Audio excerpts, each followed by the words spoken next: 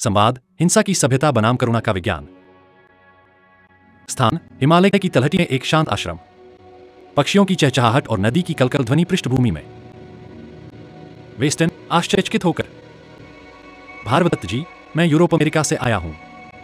हमने विज्ञान में प्रगति की, चांद पर पहुंचे, बड़े बड़े साम्राज्य बनाए, लेकिन मैं देखता हूं कि आपकी इस साधारण सी कुटिया में भी मुझे शांति अधिक मिलती है। पर एक सवाल मुझे सालता है, पश्चिम को हिंसा क्यों पसंद है?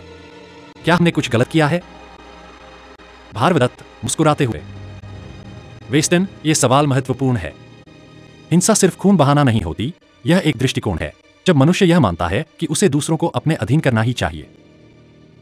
वेस्टन थोड़ा रक्षात्मक होकर, हमने जो भी किया वह प्रगति के नाम पर किया, उपनिवेश बनाए, उद्योग बढ़ाए, तकनीक लाई, लेकिन सबके लिए। भार्गवदत्त, पर सबके लिए तुमने तलवार और व्यापार के साथ लाया। भारत में हम मानते हैं सर्वे भवन्तु सुखिनः, लेकिन तुम लाए डिवाइड एंड रूल। क्या तुम जानते हो तुम्हारे क्रूसेड, उपनिवेश, 2 विश्व युद्धों ने कितने करोड़ लोग निगल लिए? वेस्टन संकोच में, सच कहूं तो हमें लगता था कि हम सभ्यता फैला रहे हैं, लेकिन शायद हम भय और लालच फैला रहे थे। भार्गवदत्त, यही तो। हिंसा केवल बम नहीं होती, वह मन की भी होती है। जब तुम अपने विज्ञान से अन्य ज्ञान को असत्य घोषित करते हो, वह बौद्धिक हिंसा है। जब तुम बाजार से संस्कृति को मिटाते हो, वह आर्थिक हिंसा है। और जब तुम युद्ध से शांति लाते हो, वह एक भयंकर विडंबना है। वेस्टन जिज्ञासा से, तो फिर भारत ने कैसे विरोध किया इस दृष्टिकोण का? क्या आप सब महात्मा गांधी जैसे थे? भार्गवदत्त हंसते हुए, गांधी केवल एक नाम नहीं थे, वे हमारी आत्मा की आवाज थे। हमारी परंपरा में अहिंसा केवल नीति नहीं, ज्ञान का विज्ञान है। बुद्ध ने कहा, क्रोध से क्रोध नहीं मिटा, प्रेम से मिटता है। कृष्ण ने गीता में कहा, धर्म युद्ध भी तभी उचित है जब वह लोभ से नहीं, धर्म से प्रेरित हो। पंचतंत्र की कहानियां भी कहती हैं, बल से अधिक चतुराई और करुणा प्रभावशाली होती है। वेस्टन गंभीर होकर, क्या हम पश्चिम वाले भी अहिंसा सीख सकते हैं? हमने हिंसा को तकनीक में ढाला, युद्ध को गेम बना दिया और दुख को डेटा। भार्गवदत्त गंभीर स्वर में, हाँ, सीख सकते हो, यदि तुम अपने भीतर उतरना सीखो। विज्ञान को करुणा से जोड़ो, टेक्नोलॉजी को ध्यान से जोड़ो। जैसे तुमने इंटरनेट बनाया, हम इमोशनल इंटरनेट की बात करते हैं, जहां आत्मा से आत्मा का संवाद हो, भय से नहीं, प्रेम से। वेस्टन प्रेरित होकर, भार्गवदत्त जी, क्या यह नया भविष्य संभव है जिसमें पश्चिम की तकनीक और भारत की चेतना साथ चले? भार्गवदत्त नेत्र बंद कर ध्यान मुद्रा में, सच तो यह है वेस्ट, जब अहंकार शस्त्र छोड़ता है तब विज्ञान करुणा बनता है, और जब मनुष्य स्वयं से जुड़ा है तब वह किसी और से नहीं करता। ग्रीक और रोमन सभ्यताएं वीरता, युद्ध कला और विजयों पर आधारित थीं। हेरोइज्म और ग्लोरी का अर्थ युद्ध में जीत से था।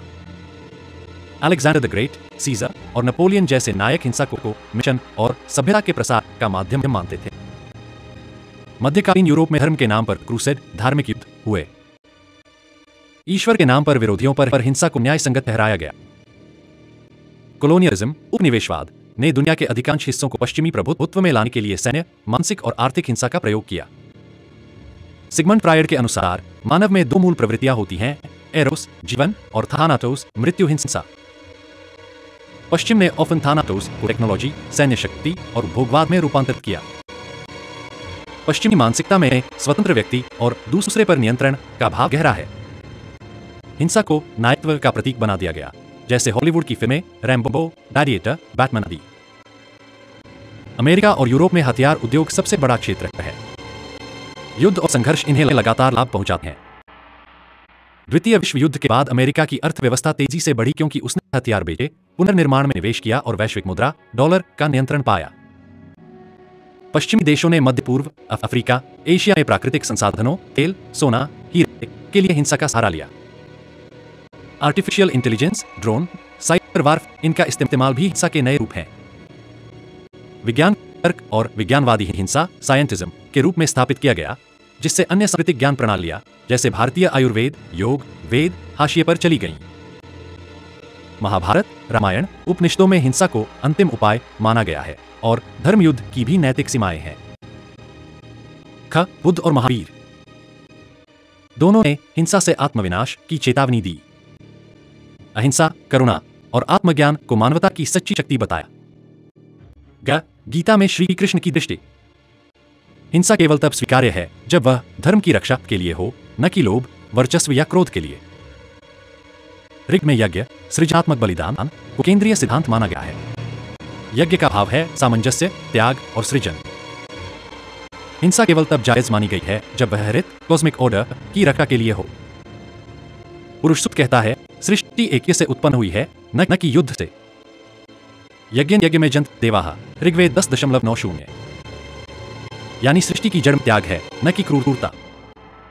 उपनिषद आत्मा की अखंडता और एकता को प्राथमिकता देते हैं। वहां हिंसा का विरोध केवल शारीरिक हिंसा नहीं, बल्कि अविद्या, अज्ञान को भी हिंसा माना गया है। ईशोपनिषद कहता है, तेन तेन भुंजिता मा गृह्य कस्य स्विधनम। त्यागपूर्वक उपभोग करो, लोभ मत पालो। हिंसा का मूल लोभ, स्वार्थ और भेदभाव है। बृहदारण्यक उपनिषद, अहिंसा सर्वभूतेषु, सभी प्राणियों के प्रति अहिंसा ही धर्म है। गीता में युद्ध की स्थिति होने के बावजूद श्री कृष्ण युद्ध को केवल बाह्य नहीं, आंतरिक संघर्ष का प्रतीक मानते हैं। अर्जुन को युद्ध के लिए प्रेरित करते समय कृष्ण कहते हैं, अहिंसा, सत्यम, अक्रोध, गीता 16.2। यह दिव्य गुण है, बिना क्रोध और छल के धर्म के लिए खड़े रहना। गीता युद्ध को धर्मयुद्ध कहती है। इसका अर्थ है, जब अधर्म, लोभ और अज्ञान से समाज का संतुलन टूटता है, तब हिंसा भी धर्म की रक्षा के लिए प्रयुक्त हो सकती है। लेकिन यह हिंसा आत्महित, क्रोध या वर्चस्व से प्रेरित नहीं होनी चाहिए। अहिंसा केवल जीवन का सिद्धांत नहीं, बोधि, बुद्धत्व प्राप्ति का मार्ग बताते हैं। धम्मपद कहता है, नहीं वेरेण वेरानी समन्ति इत्कुदाचनम अवेरेण च समन्ति। घृणा से घृणा शांत नहीं होती, प्रेम से होती है। महावीर स्वामी। 5 व्रतों में पहला ही है अहिंसा परम धर्म। केवल मानव नहीं, सभी जीवों के प्रति करना। जियो और जीने दो, यही उनका उत्तर था पश्चिम की उपनिवेशवादी दृष्टि को। श्रीराम ने युद्ध किया, लेकिन सीमा तय थी। शत्रु के प्रति भी सम्मान, स्त्री पर हाथ नहीं उठाना, विनम्रता के साथ प्रतिशोध। विभीषण, शबरी, वानरसेना सभी युद्ध में सम्मानपूर्वक शामिल हुए, न कि लूट के लिए। महाभारत में हिंसा को हीरोइज नहीं किया गया। भीष्म, कर्ण, दुर्योधन सबका अंत दुखद है। कृष्ण ने हर युद्ध नीति को धर्म के तराजू पर तौला। युद्ध के बाद युधिष्ठिर को शांति और संतुलन की ही तलाश थी, सत्ता की नहीं। भरत मुनि का नाट्यशास्त्र, युद्ध भी मंच पर प्रस्तुत हो, लेकिन रसात्मक और शिक्षाप्रद हो, भड़काने वाला नहीं। कामशास्त्र, वात्स्यायन काम भी संयम और प्रेम से हो, हिंसा और अधिकार से नहीं। ये सब मिलकर बताते हैं कि भारतीय ग्रंथों में हिंसा को कभी गौरव का कारण नहीं, बल्कि मर्यादा, धर्म और आत्मसंयम का अंतिम विकल्प माना गया है। शिव तांडव एक प्रतीक है, जहां नृत्य है, लय है, लेकिन उसमें दिशा और नियंत्रण है। वहीं Mars, Roman God of war, युद्ध की उन्मुक्तता और जीत के लिए हिंसा का प्रतीक है। भारतीय दर्शन में अग्नि 3 प्रकार की होती है। घृताग्नि पवित्र यज्ञ की अग्नि, त्याग। कामाग्नि वासना और अह की अग्नि, लोभ। क्रोधाग्नि हिंसा और द्वेष की अग्नि, विनाश। पश्चिमी परंपरा में अक्सर क्रोधाग्नि और कामाग्नि को प्रगति और नायकत्व से जोड़ा गया। भारत दृष्टि कहती है, यदि अग्नि को संयम नहीं दिया तो वह शरीर, समाज और आत्मा तीनों को भस्म कर देती है। कमल भारतीय प्रतीकों में आत्मशुद्धता, विकार विरोध और सौम्य शक्ति का प्रतीक है। जल में रहकर भी जल से अछूता रहना, यही अहिंसा है। संघर्ष में रहते हुए भी क्रोध को स्पर्श न करना, यही करुण है। हिंसा जहां कीचड़ को फैलाती है, अहिंसा वहीं कमल की तरह खिलती ही है। श्रीराम का धनुष मर्यादा का प्रतीक है, वह तभी चलता है जब धर्म संकट में हो। आधुनिक टैंक या मिसाइलें पूर्व आक्रमण, प्रीएम्प्टिव स्ट्राइक के लिए होती हैं, बिना आत्मपरीक्षण के। राम तीर के पीछे मौन, ध्यान और धर्म संकल्प है। टैंक के पीछे डर, सत्ता और लाभ है। प्रतीक यह कहते हैं, हथियार से नहीं, हथियार के पीछे की चेतना से हिंसा या अहिंसा तय होती है। भारतीय ग्रंथों में महाभारत एक प्रतीक है, अंदर का कुरुक्षेत्र। कौरव इच्छाएं, लोभ, मोह। पांडव विवेक, संयम, साहस। कृष्ण, अंतरात्मा या बुद्धि की भूमिका। हिंसा का असली युद्ध भीतर लड़ा जाता है।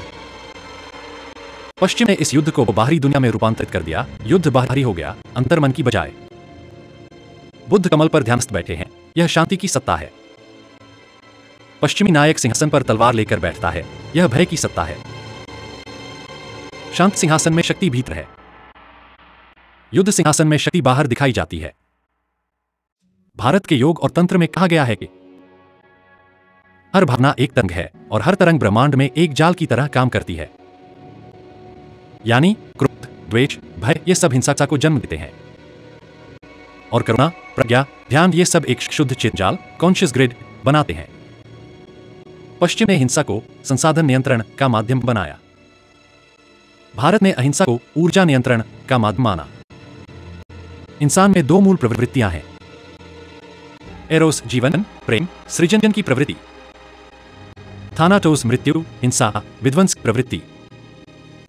पश्चिमी आधुनिक समाज ने तकनीक के माध्यम से थानाटोस को सैन्य शक्ति, राजनीति और तकनीकी प्रभुत्व में बदल दिया। हर समाज के कलेक्टिव अनकॉन्शियस में शैडो, छाया होती है जो दबाई गई इच्छाओं, भय और हिंसा का क्षेत्र है। पश्चिम में शैडो का बाह्यकरण, प्रोजेक्शन होता रहा, दूसरे देशों पर थोपना। निष्कर्ष, हिंसा उस अंदरूनी डर का प्रक्षेपण है जिसे व्यक्ति और समाज समझ नहीं पाते।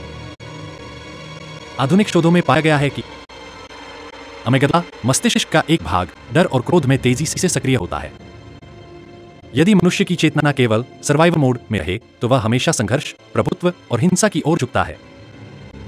युद्ध और वर्चस्व नीति उस न्यूरोलॉजिकल प्रतिक्रिया का समाजशास्त्रीय रूप है। अंतर्राष्ट्रीय राजनीति में पावर इज एवरीथिंग की सोच इसे रियलिज्म कहते हैं। हर राष्ट्र अपरक्षा और प्रभुत्व के लिए युद्ध की तैयारी करता है, भले ही लड़ना न हो। अमेरिका, चीन, रूस आदि इसका उदाहरण है। तकनीकी, आर्थिक और सैन्य शक्ति ही विश्वसत्ता तय करती है। औपनिवेशिक काल में हिंसा एक संस्कृति निर्यात का औजार बनी। पश्चिम ने अपने सभ्यता मॉडल को अन्य संस्कृतियों पर थोपा, अफ्रीका, एशिया, भारत। ज्ञान, धर्म, संस्कृति और बाजार को हिंसा के सहारे फैलाया गया। Military industrial complex, military industrial complex. America में हथियार उद्योग और सरकार का गठजोड़ इतना गहरा है कि युद्ध एक आवश्यक बाजार बन गया। युद्ध से हथियार बिकते हैं, पेट्रोल गैस पर नियंत्रण होता है, पुनर्निर्माण और ठेकेदारी शुरू होती है। हिंसा एक सिस्टेमेटिक बिजनेस मॉडल बन चुका है। आधुनिक मनोरंजन, फिल्में, गेम्स, सीरीज में हिंसा को हीरोइज किया गया है। अमेरिका की हॉलीवुड संस्कृति, रैम्बो, बैटमैन, आयरन मैन जैसे पात्र क्रोध और बदला उनके सुपर पावर है। युद्ध video game, call of duty, PUBG, हिंसा को मस्ती बना दिया गया। इससे युवा पीढ़ी में एम्पैथी घटती है और अग्रेशन एक नॉर्मल प्रतिक्रिया बन जाती है। एआई, ड्रोन, साइबर युद्ध, बायोवेपन ये सब हिंसा के अदृश्य लेकिन प्रभावशाली रूप हैं। अब युद्ध खून से नहीं बल्कि डेटा, सेंसर और एल्गोरिथम से लड़े जाते हैं। आधुनिक टेक्नोलॉजी ने हिंसा को रिमोट कंट्रोल्ड, सैनिटाइज्ड, एल्गोरिथमिक बना दिया है। हिंसा केवल सैनिक नहीं, ज्ञान, भाषा और सिस्टम में भी होती है। Power is everywhere, not because it dominates, but because it produces what we think is true. यानी जब शिक्षा, भाषा, मीडिया और विज्ञान किसी अन्य व्यवस्था को नष्ट कर दें, वह भी हिंसा है। एंटोनियो ग्राम्सी कहते हैं कि हिंसा केवल डरे से नहीं, सांस्कृतिक दबाव से होती है। पश्चिमी जीवन शैली को सर्वश्रेष्ठ कहना, भारतीय, अफ्रीकी या ज्ञान को पिछड़ा बताना, यह कल्चरल वायलेंस है जो आत्मा की हत्या है।